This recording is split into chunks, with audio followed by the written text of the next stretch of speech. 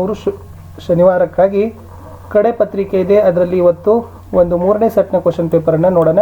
ವಿಡಿಯೋವನ್ನು like, share ಹಾಗೂ subscribe ಮಾಡಲು ಮರೆಯದಿರಿ. ಹಿಂದಿನ ವಿಡಿಯೋ ನೋಡದೇ ಇದ್ದರೆ ವಿಡಿಯೋದ ಡಿಸ್ಕ್ರಿಪ್ಷನ್ ಬಾಕ್ಸ್ನಲ್ಲಿ 5 ಮತ್ತು 8ನೇ ತರಗತಿಯ ಮೌಲ್ಯಾಂಕನ ಪರೀಕ್ಷೆ ಅಂತ ಒಂದು ಪ್ಲೇಲಿಸ್ಟ್ ಲಿಂಕ್ ಇದೆ, ಅಲ್ಲಿ ನೋಡ್ಬೋದು.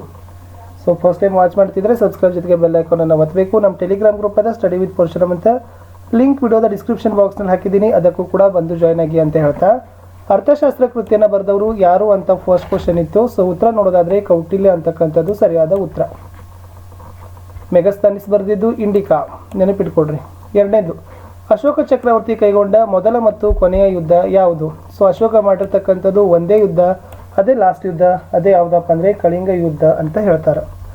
ಪ್ರಶ್ನೆ 3, ಕನಿಷ್ಕನ ರಾಜಧಾನಿ ಯಾವುದಾಗಿತ್ತು ಅಂತ ಕೇಳಿದ್ದಾರೆ. ಸೊ ಕನಿಷ್ಕನ ರಾಜಧಾನಿ ಪುರುಷಪುರ ಅಂತಕ್ಕಂಥದ್ದು ಸರಿಯಾದ ಉತ್ತರ.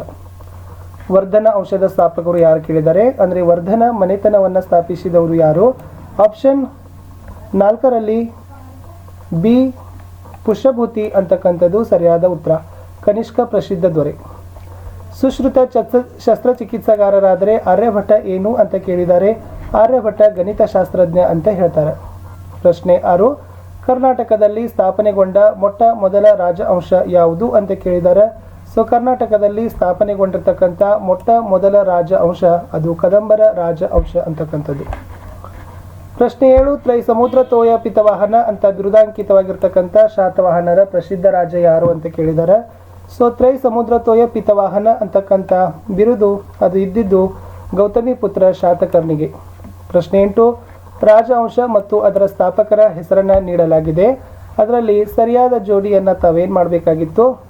ಹೊಂದಿಸಬೇಕಿತ್ತು. ಸೊ ಇಲ್ಲಿ ದಂತಿದುರ್ಗ ರಾಷ್ಟ್ರಕೂಟರು ಅಂತಕ್ಕಂಥದ್ದು ಸರಿಯಾದ ಉತ್ತರ ಆಗ್ತದೆ. ಮೌರ್ಯರ ಮನೆತನ ಸ್ಥಾಪಿಸಿದವ ಚಂದ್ರಗುಪ್ತ ಮೌರ್ಯ. ಎಸ್. ಮುಂದಿನ ಪ್ರಶ್ನೆ 9, ಇಮ್ಮಡಿ ಪುಲಿಕೇಸಿ ದಕ್ಷಿಣಾಪತೇಶ್ವರ ಅಂತ ಬಿರುದು ಪಡೆಯಲು ಕಾರಣವಾದ ಘಟನೆ ಯಾವುದು ಅಂತ ಕೇಳಿದ್ದಾರೆ. ಸೊ ತಮಗೆ ಗೊತ್ತಿದೆ ಇಮ್ಮಡಿ ಪುಲಿಕೇಶಿ ಏನಾಗಿದ್ದಪ್ಪ ಅಂತಂದ್ರೆ ದಕ್ಷಿಣಾಪತೇಶ್ವರ ಅಂತ ಬಿರುದನ್ನು ಪಡೆದಿದ್ದ. ಅದಕ್ಕೆ ಕಾರಣ ಆತ ನರ್ಮದಾ ನದಿಯ ದಂಡೆಯಲ್ಲಿ ಹರ್ಷವರ್ಧನ ರಾಜನನ್ನು ಸೋಲಿಸ್ತಾನೆ. ಆ ಹರ್ಷವರ್ಧನನನ್ನು ಸೋಲಿಸಿದ ಕಾರಣಕ್ಕಾಗಿ ಇಮ್ಮಡಿ ಪುಲಿಕೇಶಿಯನ್ನ ದಕ್ಷಿಣಾಪತೇಶ್ವರ ಅಂತ ಬಿರುದನ್ನು ಕೊಟ್ಟು ಪ್ರಸಿದ್ಧರಾಗ್ತಾರೆ. ಈ ಕೆಳಗೆ ಘಟನೆಗಳನ್ನು ಕೊಟ್ಟಿದ್ದಾರೆ. ಆ ಘಟನೆಗಳನ್ನು ನೀವೇನು ಮಾಡಬೇಕಾಗಿತ್ತು ವಿದ್ಯಾರ್ಥಿಗಳೇ? ಕಾಲಾನುಕ್ರಮದಲ್ಲಿ ಜೋಡಿಸಬೇಕಿತ್ತು. ಸೊ ಘಟನೆಗಳನ್ನು ಕಾಲಾನುಕ್ರಮದಲ್ಲಿ ಜೋಡಿಸಿದಾಗ ಸಿ ಅಂತಕ್ಕಂಥದ್ದು ಸರಿಯಾದ ಬರ್ತದೆ. ಅಂದರೆ ಫಸ್ಟಿಗೆ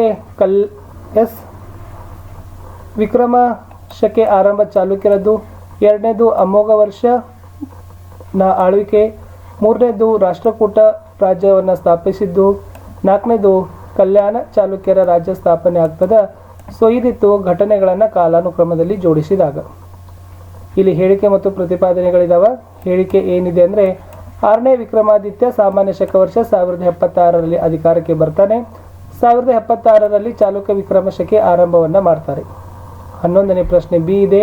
ಪ್ರತಿಪಾದನೆ ಆರ್ ಮಾತ್ರ ಸರಿ ಅಂತಕ್ಕದ್ದನ್ನು ಕೊಟ್ಟಿದ್ದಾರೆ. ಇಲ್ಲಿ ಮೊದಲನೇ ಹೇಳಿಕೆ ಏನಾಗದಪ್ಪ ಅಂದ್ರೆ ತಪ್ಪಾಗಿದೆ. ಪ್ರಶ್ನೆ 12 ಇತ್ತು. ಈ ಚಿತ್ರದಲ್ಲಿ ಯಾವ ದೇವಾಲಯ ಇದೆ ಅಂತ ಹೇಳಿದ್ದಾರೆ. ಸೊ ಆಯ್ಕೆ ಕೊಟ್ಟಿದ್ರು ಎಲ್ಲೋರದ ಕೈಲಾಸನಾಥ ದೇವಾಲಯನೋ, ಬೇಲೂರಿನ ಚೆನ್ನಕೇಶವ ದೇವಾಲಯನೋ, ತಂಜಾವೂರಿನ ಬೃಹದೀಶ್ವರ ದೇವಾಲಯನೋ ಅಥವಾ ಬೇಗೂರಿನ ಚೋಳೇಶ್ವರ ದೇವಾಲಯನೋ. ಸೊ ಇದು 12ನೇ ಪ್ರಶ್ನೆ ಇದೆ. ಸೊ 12ರ ಸರಿಯಾದ ಉತ್ತರ ಬರ್ತದೆ ಸಿ, ತಂಜಾವೂರಿನ ಬೃಹದೀಶ್ವರ ದೇವಾಲಯ ಅಂತಕ್ಕಂಥದ್ದು ರೈಟ್ ಆನ್ಸರ್. ಸೊ ಮುಂದಿನ ಪ್ರಶ್ನೆ ಇತ್ತು ವಿದ್ಯಾರ್ಥಿಗಳೇ. ಪ್ರಶ್ನೆ ಸಂಖ್ಯೆ 13, ಹೊಯ್ಸಳರ ವಿಶೇಷ ಅಂಗರಕ್ಷಕ ಪಡೆಯ ಹೆಸರೇನು ಅಂತ ಕೇಳಿದ್ದಾರೆ. ಸೊ ಹೊಯ್ಸಳರ ಕಾಲದಲ್ಲಿ ಒಂದು ವಿಶೇಷವಾಗಿ ಅಂಗರಕ್ಷಕ ಪಡೆ ಇತ್ತು. ಅದು ರಾಜನಿಗಾಗಿನೇ ಅಂತ ಕರೀತಾರೆ. ಅದನ್ನು ಗರುಡ ಅಂತ ಏನು ಮಾಡ್ತಾರಪ್ಪ ಅಂದ್ರೆ ಕರೀತಾರೆ. ಗ್ರಾಮ ಸ್ವರಾಜ್ಯದ ಕನಸನ್ನು ಕಂಡಿರ್ತಕ್ಕಂಥವ್ರು ಯಾರು ಅಂತ ಕೇಳಿದ್ದಾರೆ.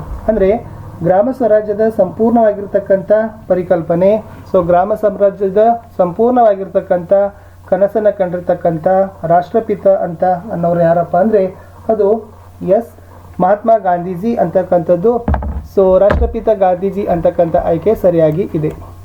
ಪ್ರಶ್ನೆ 15, ಸ್ಥಳೀಯ ಸರ್ಕಾರದ ಸದಸ್ಯರನ್ನು ಯಾರು ಆಯ್ಕೆ ಮಾಡ್ತಾರೆ?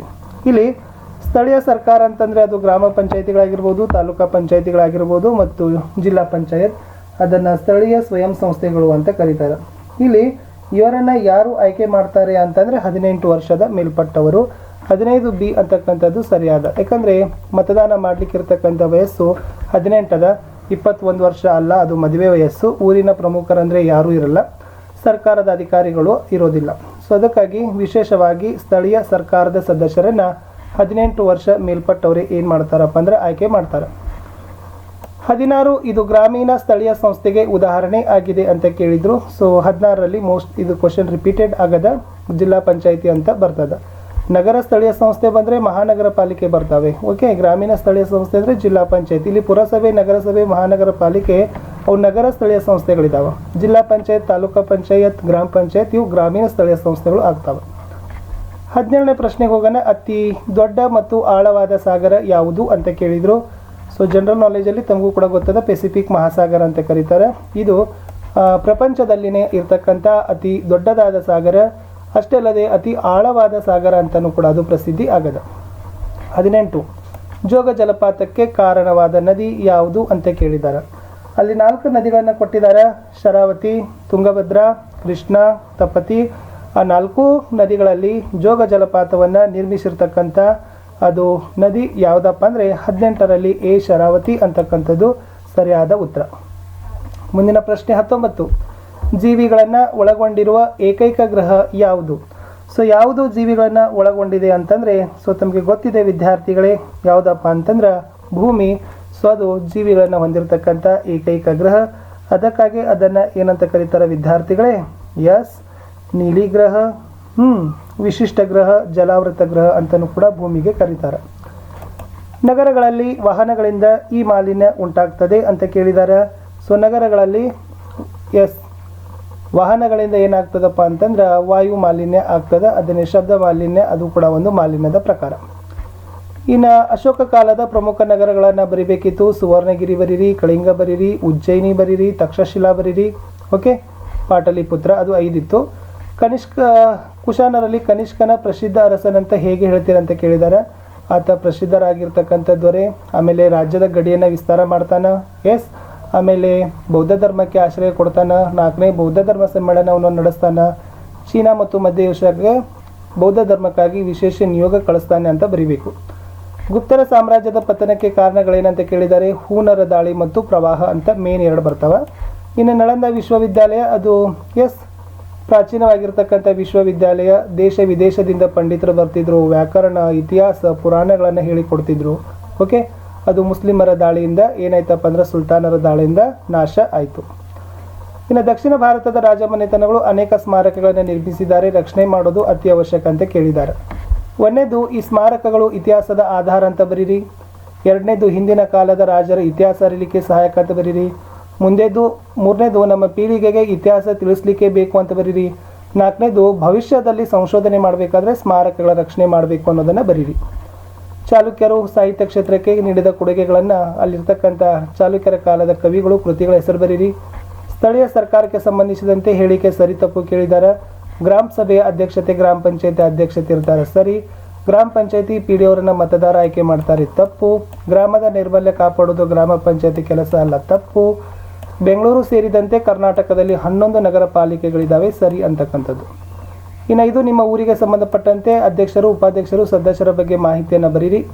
ಸಾಗರ ತಳದ ಭೂಸ್ವರೂಪದ 4 ಪ್ರಮುಖ ಭಾಗಗಳು, ಖಂಡಾವರಣ ಪ್ರದೇಶ, ಆಳಸಾಗರ ಪ್ರದೇಶ ಇದಾವಲ್ಲ, ಅವುಗಳನ್ನು ಬರೀರಿ.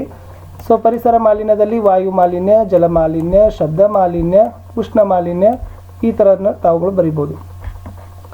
ಚೋಳರ ಕಾಲದ ಗ್ರಾಮ ಆಡಳಿತ ಪದ್ಧತಿಗೂ ಇಂದಿನ ಗ್ರಾಮ ಪಂಚಾಯತಿ ಆಡಳಿತಗೂ ಇರುವ ಸಮಾನ ಲಕ್ಷಣ ಬರೀರಿ. ಅಥವಾ ಬಾದಾಮಿ ಚಾಲುಕ್ಯರ ಕಾಲದಲ್ಲಿ ನಿರ್ಮಿಸಿದ ಪ್ರಮುಖ ದೇವಾಲಯಗಳನ್ನು ಬರಿಬೇಕಿತ್ತು. ಸ್ವಯಂ ಸ್ಥಳೀಯ ಸರ್ಕಾರದ ಕಾರ್ಯಗಳು, ಗ್ರಾಮ ಪಂಚಾಯಿತಿಯ ನೈರ್ಮಲ್ಯವನ್ನು ಕಾಪಾಡಬೇಕು, ಒಳಚರಂಡಿ, ನೀರು, ಮನೆಗಳನ್ನು ಕಟ್ಟಿಸಿಕೊಡೋದು, ತೆರಿಗೆಗಳನ್ನು ಸಂಗ್ರಹಿಸೋದು, ಜನರಲ್ಲಿ ಅಧಿಕಾರದ ವಿಕೇಂದ್ರೀಕರಣ, ನಾಯಕತ್ವದ ಗುಣಗಳನ್ನು ಬೆಳೆಸೋದು, ಇವೆಲ್ಲ ಅದರ ಕಾರ್ಯಗಳು. ಸಾಗರಗಳನ್ನು ಹೇಗೆ ಸಂರಕ್ಷಿಸಬೇಕು ಅಂತ ಕೇಳಿದ್ದಾರೆ, ವಿಶೇಷವಾಗಿ ಅವುಗಳನ್ನು ಬರೀರಿ. ಇನ್ನು ದಕ್ಷಿಣ ಭಾರತದ ನಕಾಶೆ ಬಿಡಿಸಿ ಬಾದಾಮಿ ಕಂಚಿ ತಲಕಾಡುಗಳನ್ನು ಗುರುತಿಸಲಿಕ್ಕೆ ಹೇಳಿದ್ದಾರೆ, ಅದು ಕೂಡ ಮೋಸ್ಟ್ ಇಂಪಾರ್ಟೆಂಟ್ ಅದ. ಇಷ್ಟಿತ್ತು ವಿಡಿಯೋನ ಲೈಕ್, ಶೇರ್ ಹಾಗೂ ಸಬ್ಸ್ಕ್ರೈಬ್ ಮಾಡಲು ಮರೆಯದಿರಿ. ಮತ್ತೆ ಸಿಗ್ತೀನಿ ಹೊಸ ವಿಡಿಯೋದಲ್ಲಿ. ಬಾಯ್.